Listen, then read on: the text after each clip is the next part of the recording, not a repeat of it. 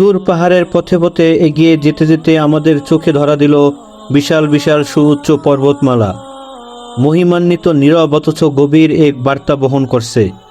চারিদিকে শুধু পাহাড় আর পাহাড়। যতদূর চোখ যায় মনে হয় যেন প্রকৃতি নিজেই সিজদায় নত হয়ে আছে মহান স্রষ্টার সামনে। এই পাহাড়গুলোর কথাই আল্লাহ তাআলা পবিত্র কোরআনে স্মরণ করিয়ে দিয়েছেন এবং পর্বতমালার দিকে কিভাবে তাকে স্থাপন করা হয়েছে। সূরা আল গাশিয়া আয়াত 19। পৃথিবীর সৃষ্টির সূচনা লগ্নে যখন ধরণী ছিল অস্থির ও কাঁপমান, তখন আল্লাহ তাআলা এই পর্বতমালাকে স্থাপন করেন দৃঢ় ভিত্তি হিসেবে, যেন পৃথিবীর বুকে গেঁথে দেওয়া হয়েছে শক্তির স্তম্ভ, স্থিরতার প্রতীক। তুর পাহাড়ের পথে দাঁড়িয়ে অনুভব করা যায় এগুলো শুধু পাহাড়ের স্তূপ নয়, বরং আল্লাহ তাআলার কুদরতের জীবন্ত নিদর্শন।